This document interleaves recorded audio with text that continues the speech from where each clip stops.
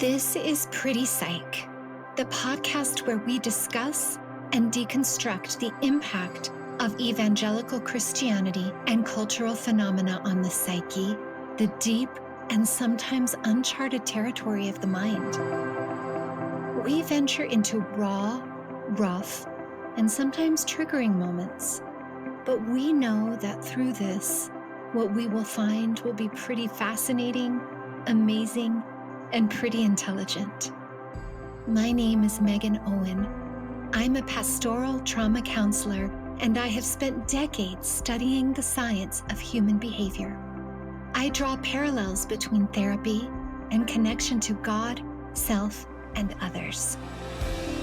I love what I do, and I will walk hand in hand with you through the fire to help you find healing and rest. Most importantly, I want to bring you home to yourself.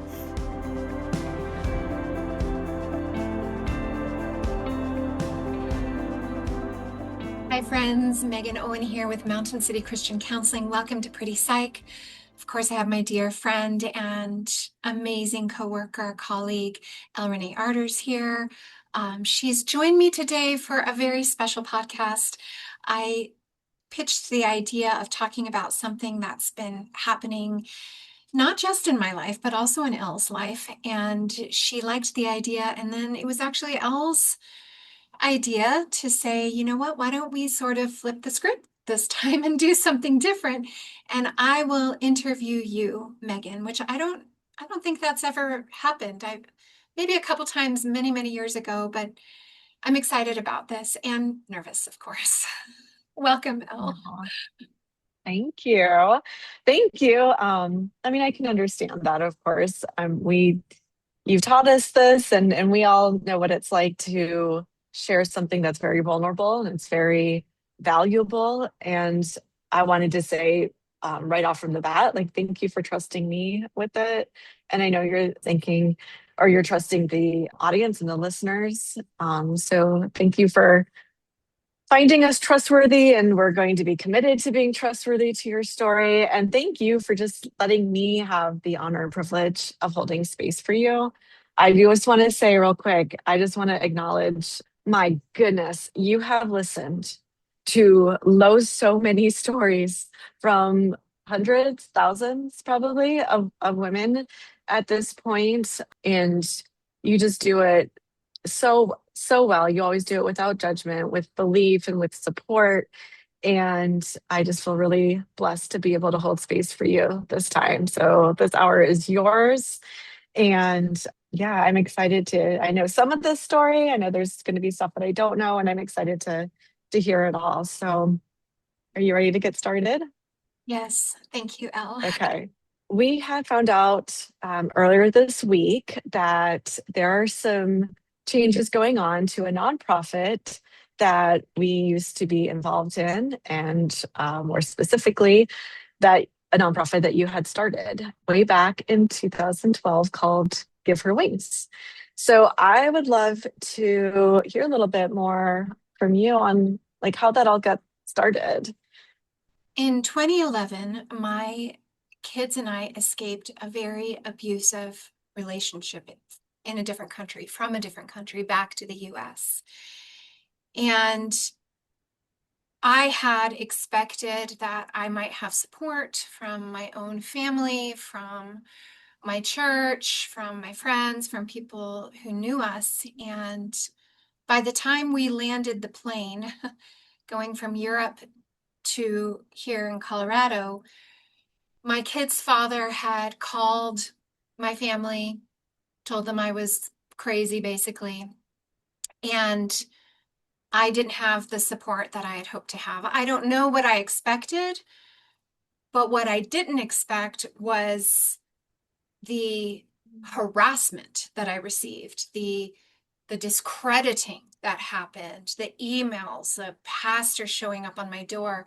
And I found myself in a shockingly horrific place and in poverty. Within a year, we were in a better place. The kids and I were.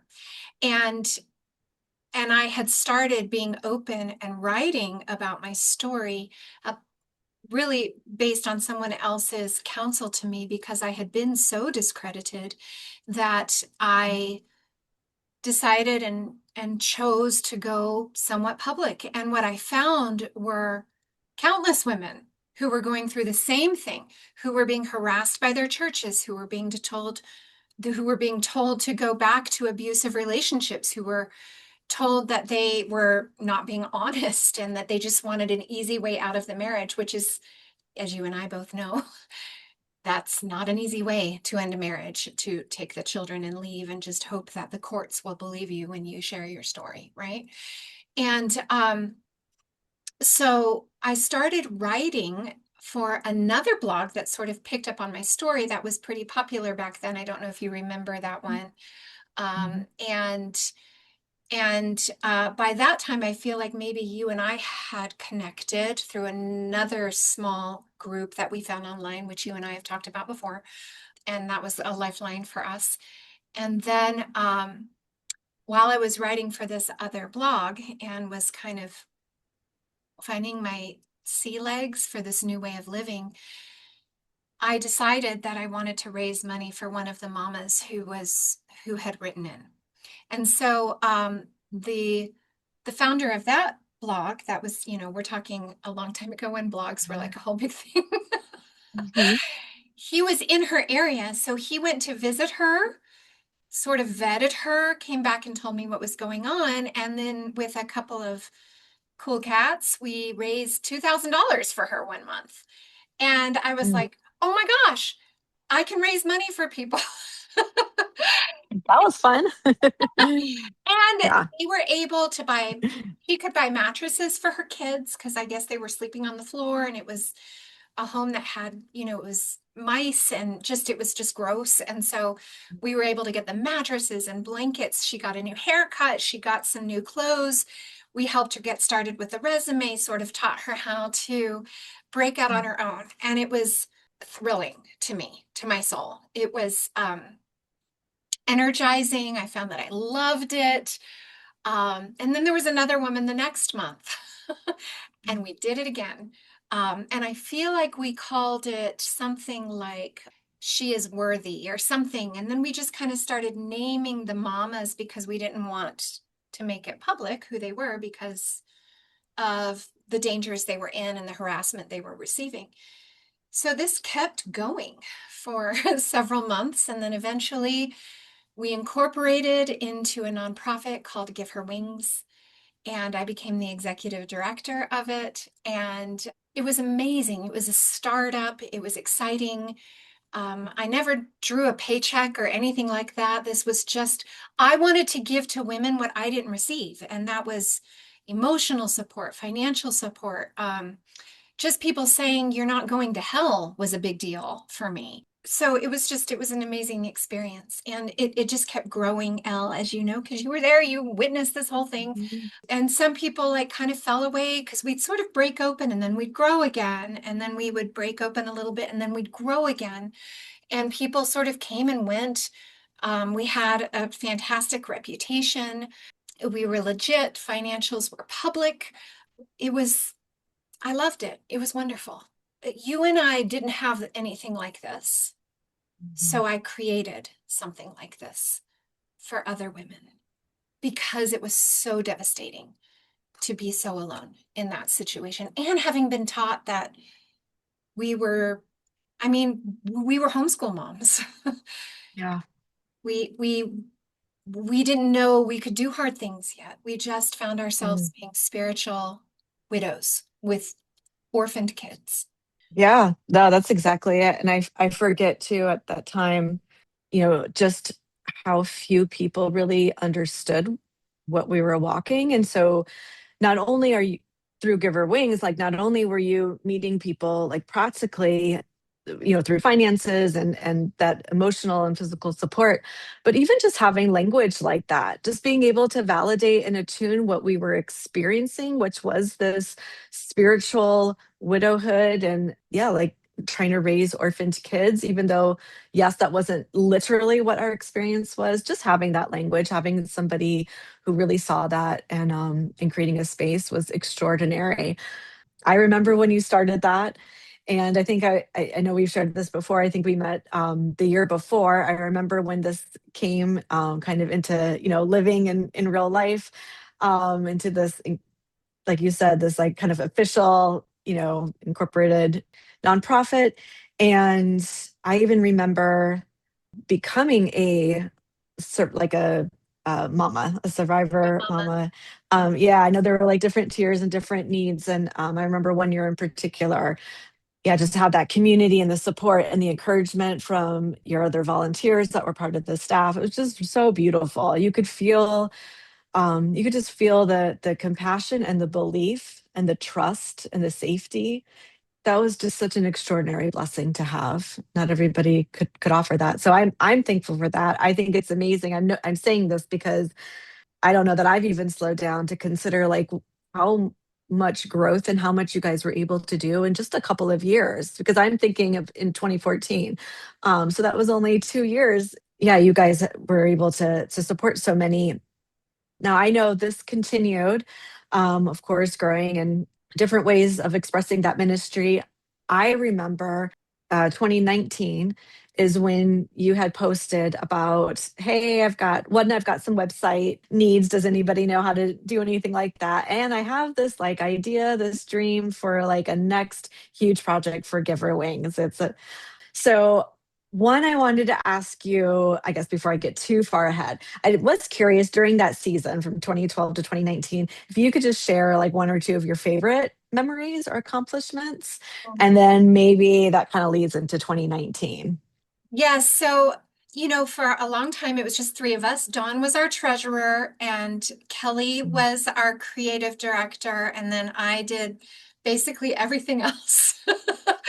All the fundraising. And during that time, I mean, the whole thing, I got to experience growth and come up with that language also, Elle. Like people didn't know you could divorce somebody for abuse and still be a Christian. Like I didn't know Mhm. that. And this is just the paradigms in which we all were, which were really quite fundamental, conservative, that sort of thing. And I didn't use the word cult for a long time. I didn't even use the word abuse when I left. I just knew I was dying inside and my kids were being hurt. And so, all of that, I got to grow.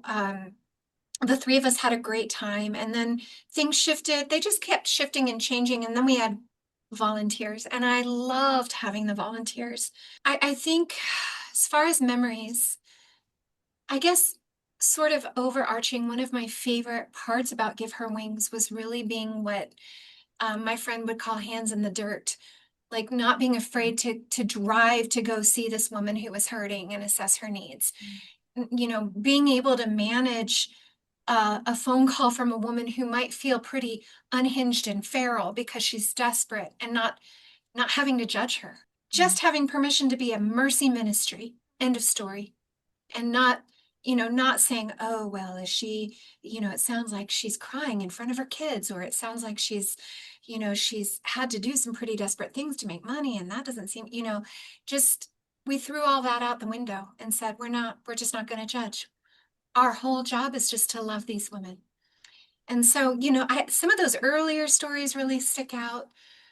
I remember a woman in Maine whose children needed blankets. And I had a friend in Maine, and that friend went over and saw her, and she was like, yes, this woman is, they're cold. Mhm. And so to be able to share a story and say, hey, we have a woman whose children are cold, and we got her blankets. And that one of those kids was maybe 12 years old. He went on to college. Because of that experience, he went on to college and studied nonprofits and started Oh, his own. oh, wow.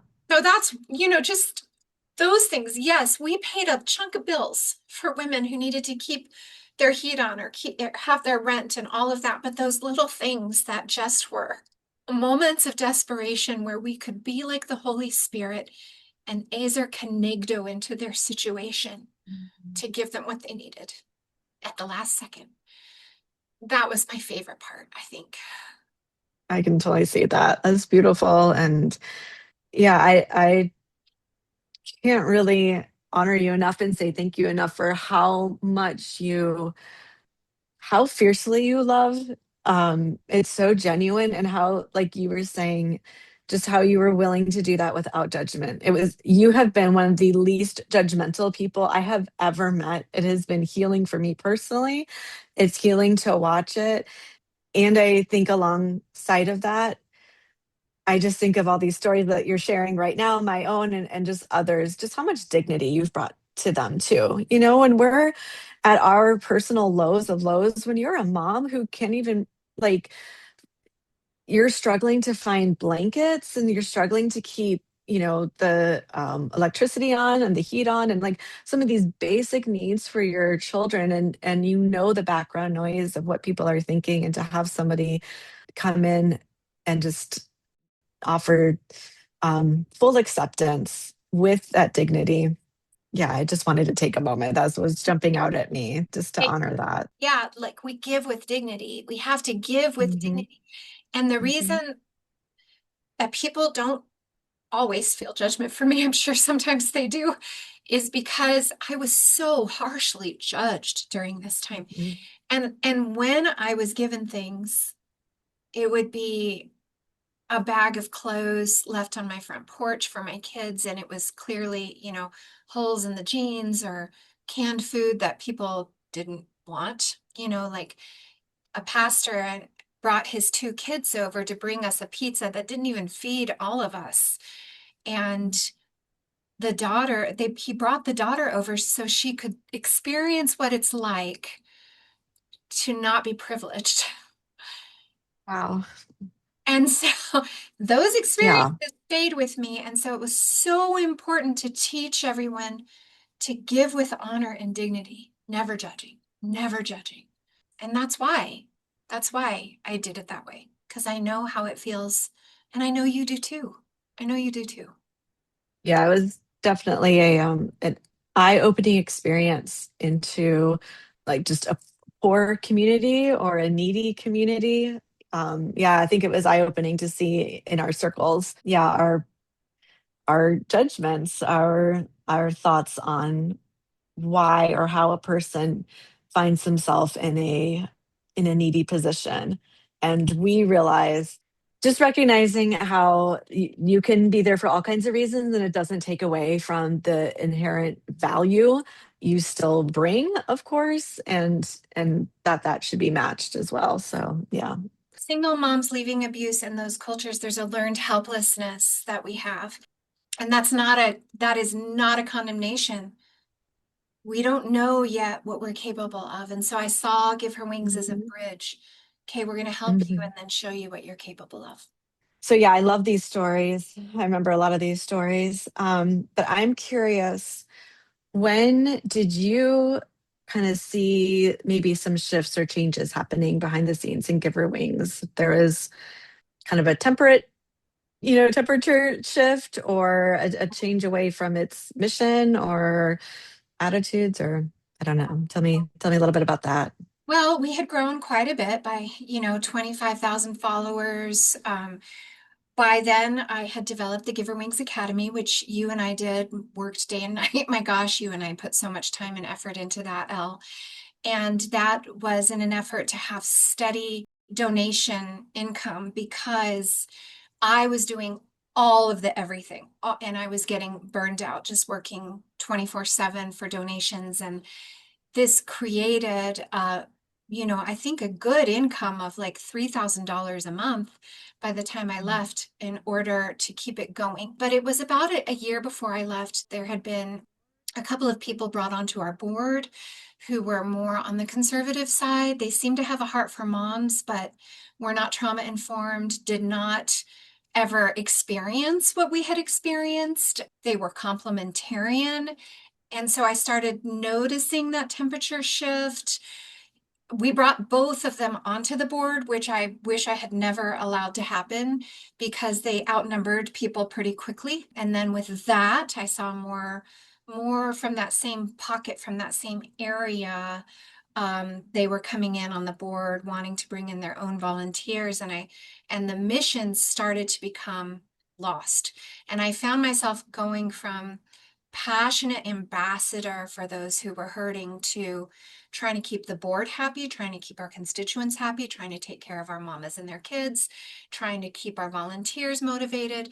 And I discovered that everyone was my boss and I was exhausted. And, the big mistake was kind of allowing a married couple onto the board, but also just kind of letting everyone have their own ideas of egalitarian or complementarianism or whatever actually created more of a problem than I realized because while I was over here thinking, yeah, everyone gets to have their own opinion, um, they were thinking everybody needs to have our opinion. And so they kind of seemed to set about on this mission of transforming this hands in the dirt mercy ministry into something that in their mind was more biblical. And as a result, the mercy ministry lost its mercy. And I could feel it. And then there were whisperings. And as much as I tried to keep communication open, I could see what was coming. And so that was during the time where we were putting the academy together as soon as it was running smoothly, and this was new. No one had created an advocacy course. This was the first one that we knew of like this. And once there was enough kind of going into the coffers of the nonprofit, that's when I stepped down. I had lost that sense of passion because the exciting, real, true, passionate ministry had been replaced by people who were conservative and stuck. And you just can't always bring something back to life when people's egos and power get in the way. And that's what happened. So I took a course on transitioning well. I helped them to find, we actually hired somebody from the volunteer board who had finished her degree in sociology and was an advocate in her, a woman's advocate for the police station in her area. And she was young and, had fresh ideas and it was exciting. And she came here to Colorado and I trained her over a weekend and walked with her and did my best to make the transition graceful, which people have told me that's how it came across, because I still wanted women to get what they needed. And I still believed in it, hoped in the mission, felt that with this new executive director, she was on board.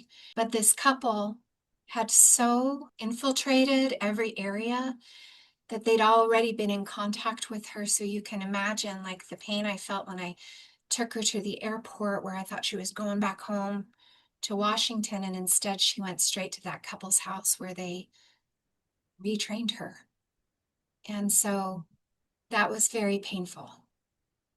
And during that time, Elle, I was going through another huge life crisis of my second husband leaving us. Yeah, when I think back 2019 to 2021, you had like a very intense 2 year period. Give Her Wings was strong and it was doing well, and you had just kind of produced this academy. So offering this whole other, additional support, transitioned it. I can't imagine how like shocking and confusing, maybe. I don't want to put words in your mouth. Before your life kind of changed in 2021, can you share just a little bit about how you processed that transition, knowing afterwards, like, oh, this did not transition the way I thought it was going to? I think in a lot of ways I kind of put it away because I was working some hard jobs. COVID hit. I was a chaplain in the hospital during that time. And I just stopped looking at everything. I couldn't look. I think I just was like, okay, God, you're doing this. You're in charge. I've stepped back. It's not my baby anymore. I need to not be involved so they can make healthy transitions because I learned that that's how you do it. You're out of the picture. Totally fine with me.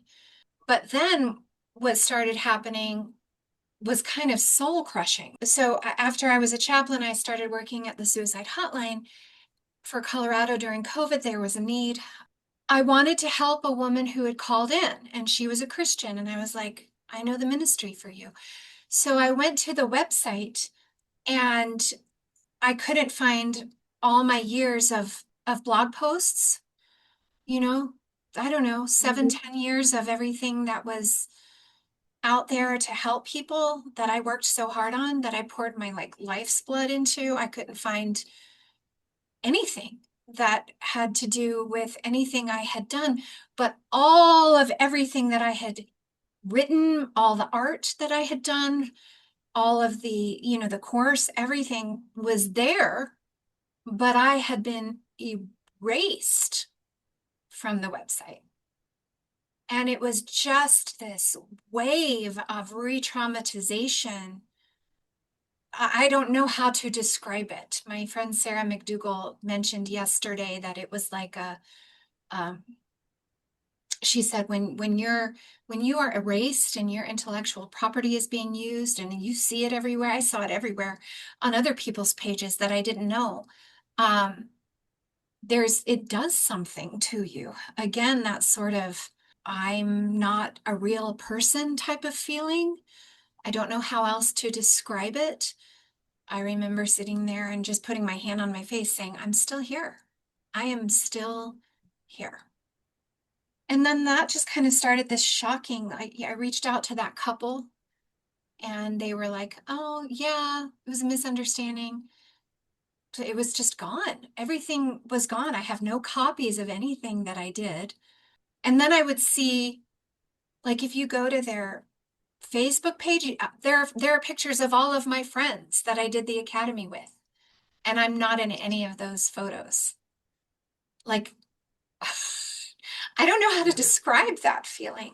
Like you've been scratched out of something, like you didn't ever exist. Yeah, of course. Yeah, it's so bewildering. So, bewildering to hear you share that. And I can only imagine, of course, what it was like to be living it. I was thinking on it a little bit, like I would assume, when you were transitioning, give her wings from your hands to somebody else's, I mean, we can see, and you spoke to, of course, like how valuable the nonprofit was. Every individual woman and her children. When you say it's your baby, the focus isn't like on the possession. It's because the baby is so valuable, right? I'm certain that when you transition that, you assumed, of course, these people are going to value this baby as much as you do. And they're going to do different things. They're going to have different vision, and that part's fine.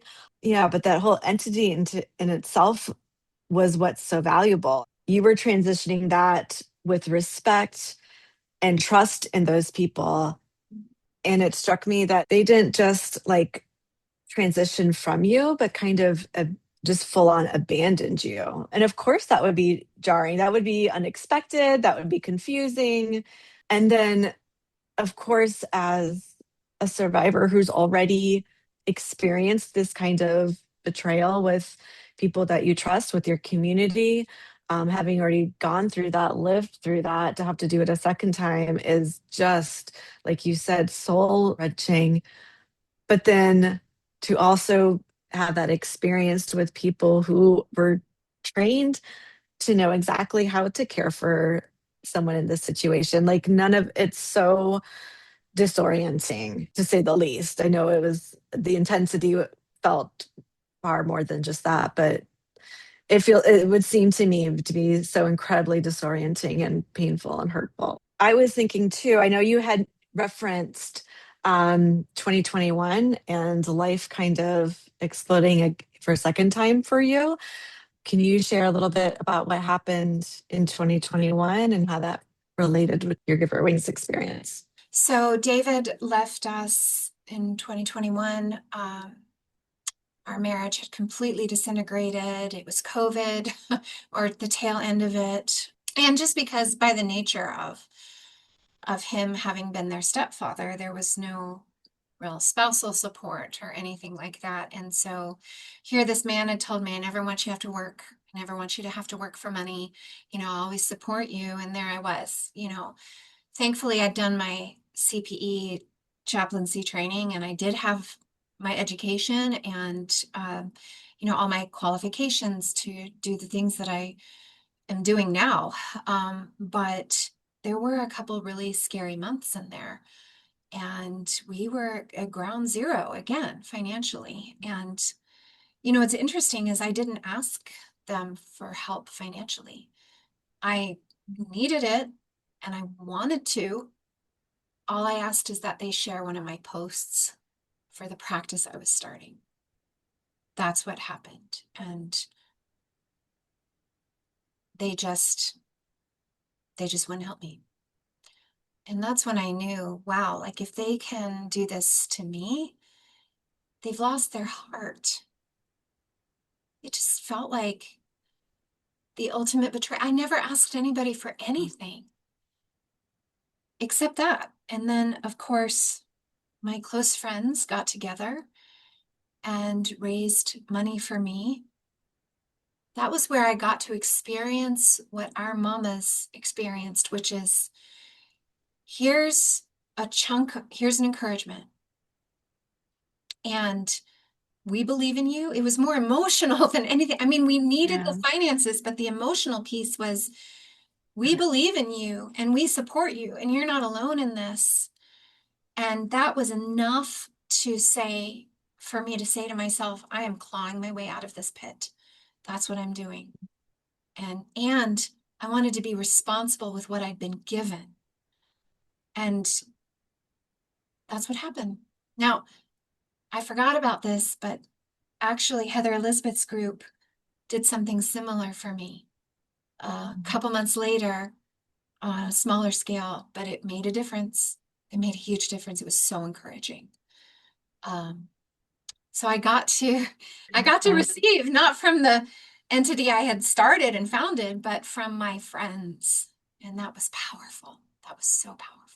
It is so bewildering because I remember that. I remember hearing, I mean, I had a whole bunch of feelings and thoughts, but one of my immediate, and I do not mean to make this about me, but one of my immediate I want to. responses was, oh my gosh, well, okay, we need a rally immediately. Because one, I mean, obviously, like, I know what that's like. I would want to do that. But even more so, like, well, of course we're going to rally around Megan. She's the one who's been doing this for hundreds of other women. Like, this is a no-brainer. This is just an instinct. This is just a response. Like, of course we're going to do that. And I'm super grateful that I got to see other friends behind the scenes that were like, oh yeah, absolutely. And they jumped on board with that same desire to love and support, encourage and speak truth and speak dignity and speak everything you just said. Gosh, that was only like 6 months, 6 to 8 months after I left Giver Wings. Mhm. So it's pretty shocking, even for me to know, like, how did we go from, at least on paper, at least like we were still serving people, for sure when I was there, but to then go from that to I don't know, hearing your story, and there's not that instinct on their end to want to help and to help the one who founded it. I'm not doing a very good job explaining it, but I just witnessed Yeah, the shocking kind of yeah, hypocrisy and the lack of care and compassion.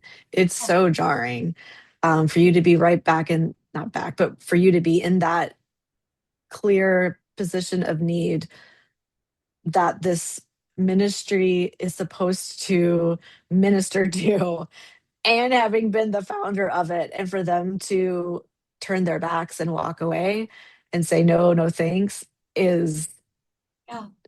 I just don't have the words.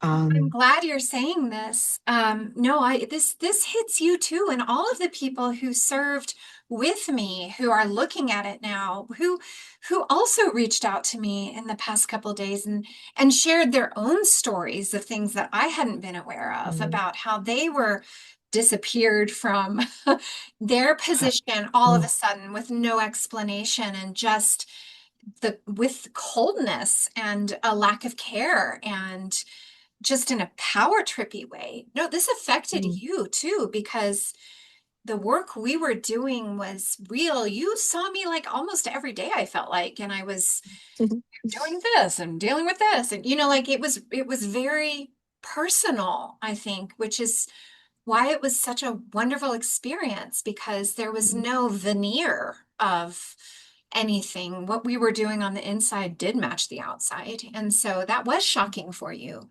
That was very painful, no doubt. And yet, we look at all these stories, you and I have t-shirts or hoodies or something that have all of the Yeah, names yeah, on the back of it of the women that we served. We get to have that experience. That yeah. will never leave us. Yeah, thank you. Were you able to get to a resolution of sorts, or is it kind of like like the other times in your life, right? There is no resolution. I Yeah. did reach out to, and I would reach out when something would happen. Like I got a message from somebody a couple years ago who said, "Hey, have you heard of this nonprofit Give Her Wings? It was spearheaded by this couple, and that maybe you could join with them." And I just wanted to scream. Yeah. That is wild. It's yeah. And I reached out to the couple and they got defensive. Like they didn't even say it. It just there's been no resolution until a couple days ago. Oh, what was it? The day before yesterday? I haven't had peace about it. I've had a lot of anger, which is just a cover for my grief and pain. Just like you just said, it was so well stated. It wasn't that I owned it. It was that it seemed like they took that baby and said, we need to make this baby into a conservative cookie cutter nonprofit. And they took out anything that was merciful. They don't believe women now. They say, well, did that come from a credible source? These are the stories that I hear now. There's nothing personal. This couple went behind the scenes. You don't see them. And so it felt violating. And I managed to be okay most of the time. Obviously, I rebuilt again, and here we are having rebuilt finally. I'm finally able to even stop and think and talk about this. But a couple days ago, and you saw this and you supported me and you helped me reword it. And, just a couple days ago, I was able to make this post and share my story on social media. And I honestly wondered, like, is anybody even going to see it? Am I going to get backlash for it? And instead, I Take your time. counted 142 women who reached out to me that I had helped through Give Her Wings. They reached out privately, they sent texts, they shared their stories right there on the post. And something healed in me and just broke open and said, Megan, you were erased from all of everything with Give Her Wings, but nothing you did was erased. Nothing you did was erased. In fact, there was a woman who shared a story about a piece of art that I think I sent her, and then she sent to someone, and that person started their own ministry. And then there were all these people who started their own nonprofits because they took my course, and women who were helped who are now like thriving with their kids. It's like they just all got on there and decided they were going to remind me of the work that I did. I'm so sad to know for how many years you went invalidated and questioning like I think what I did was purposeful. I'm pretty sure I have these memories and that's real. But to have the leadership and the voice for Giver Wings essentially mirror back a completely distorted reality and a distorted truth about who you are and in your role in it. Yeah, I can imagine how quiet and just kind of desolate feeling that might have been. And I know I had texted with you over the last couple of days in response to all that, just seeing story after story after story, being able to speak back to essentially the lies that were being communicated either directly or indirectly with words or without words to you, but to have all these words of truth showing up and just honoring and thanking you for everything that you did. And I know I shared with you too, like just your partnership with the Lord, your availability to that, and like here's my gifts and strengths, and here, and Lord, I trust that you can do even beyond what I could do in my own strength. And like that's what was striking me too when I got to read through some of those posts, like in one that you just shared. You painted something, you ministered to this one woman who then took it and did something else with it, who then took it and did something else with it. And that's like that's that joy and excitement of doing something like this with the author, the source of life, who's like, oh, I can multiply this so over and over. And yeah, to know like that's part of your legacy is beautiful. I know that there is probably wisdom and seasons and speaking and not speaking and sharing your story and not sharing your story and deciding when and where and with who. And I just love that this seemed to be the right season and the right people. Wanted women to be helped. I saw every once in a while that somebody was being helped. I didn't want to mess with that if people were getting what they needed. And now it seems as though Give Her Wings is being absorbed into another entity or something like that. And it's just not what it was. And so, because of that, I do feel like I can be open. I just didn't expect the outpouring. I think I thought there was some sort of like element of shame because that's how they made me Mhm. feel. When I reached out to see if they could just share about Mountain City Christian Counseling, and they wouldn't. There was just this shameful tint to the way they spoke to me, and then I'd been erased, and that's how it feels. You feel like, wow, that was so easy for them to just discard me. And that's when I realized Mhm. firsthand that they'd lost any mercy or grace that they had had before. And yeah, it's been 5, 6 years. I don't know how long it's been, but this is the right time. I did need to know what I was made of and what I could do with very little support. And of course, Mhm. Ellie, you don't like me to make a big deal about this, but you were one of the few who supported me. Like I could call or I could text. I never call. I pick up a phone for you. It's I very know few that. people who You would make pick that a phone up list. for me. You'd be like, she's dying. It's an emergency. She's calling me. But yes, so I could text you, I could reach out. I couldn't give very much at the time because I mean, two jobs and eye tumor and kids and all the things I was dealing with. But boy, when I needed it, you were there. You were always there. Oh.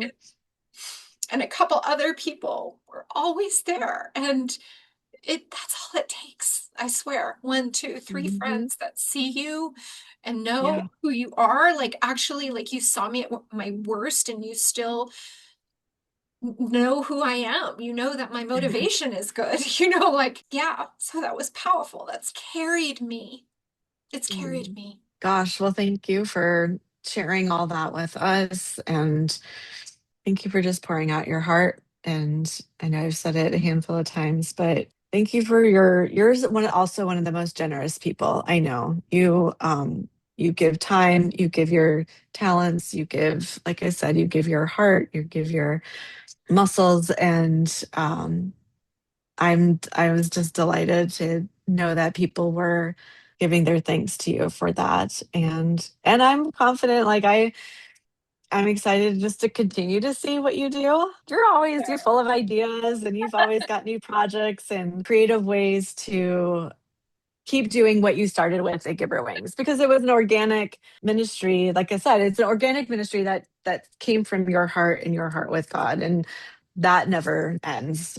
Whether or not it's labeled, with Giver Wings, or it's labeled with another nonprofit, or it's labeled with another company, or whatever it is. Yeah, that heart of mercy and leadership and the faith I think that you instill in people keeps going. So I'm excited still to see what else is coming Well, we're after doing this it together. season.